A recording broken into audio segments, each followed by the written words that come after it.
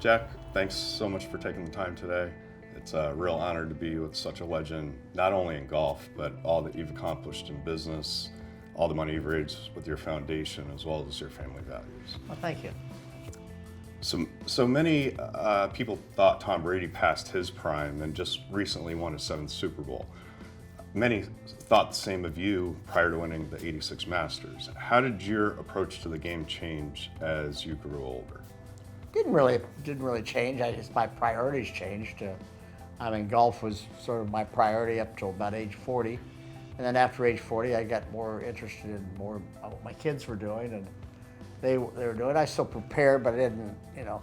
I just enjoyed playing golf and be part of it. And all of a sudden, I hit lightning in a bottle in '86.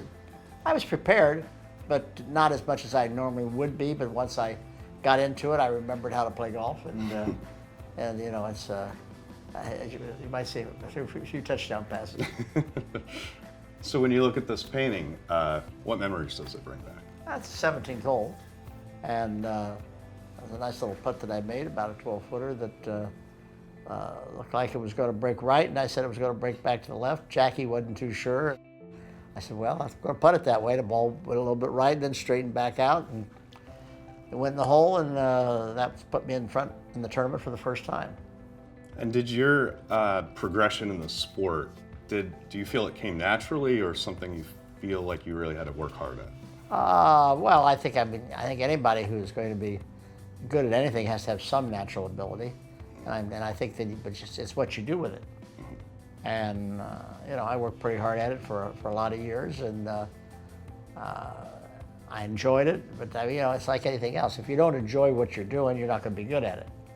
And I love playing golf, and so for me, it was a labor of love. And I worked what I needed to, and what I wanted to, and what I thought I had to do. And I felt like if I did work more than that, I'd get stale. Mm-hmm. So I always had a fine edge of being sharp and not quite perfect, and trying to make sure that when I got to an event that I would just take that last little bit forward. Mm-hmm. And so that's sort of the way I handle it. I'd say similarly in art, I had the talent, but I also really had to constantly be at it to progress over the Sure years.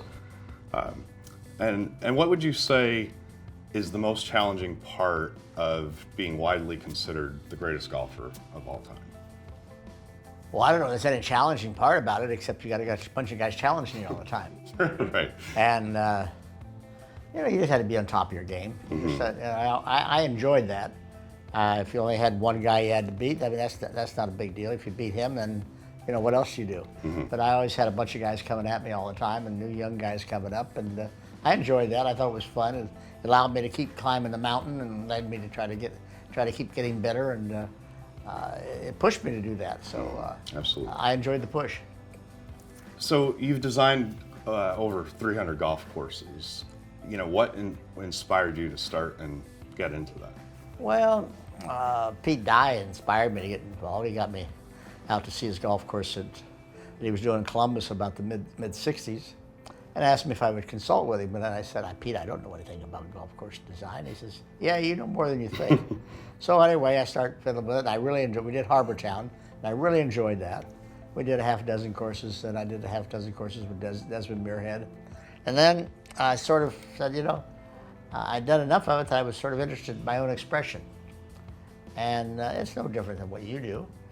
You have a canvas, and you put what you want to put on the canvas. I have a canvas, which is the ground, and I put what I think should be on that canvas. Mm-hmm. And I didn't know that I had much artistic or creative ability that way, but I guess I do. And I visualize everything that I do. I don't know, you probably visualize what you're doing here. Absolutely. And so I visualize, and I think about how I feel like it would be to play it and do this, and I try to recreate what my thoughts were onto the ground and into a specific situation. I try to take the ground and use it as natural as I can, and if I have to adjust it, then I adjust it. But if I can fit it all in without doing anything, that's what I try to do.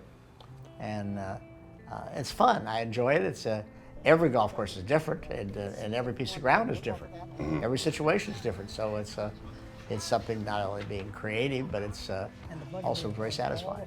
I'm sure, and making it challenging for the golfers, with each course that you Well, create. it depends what I don't make it for the golf. I don't do it for myself or for the golfer. I do it for the owner.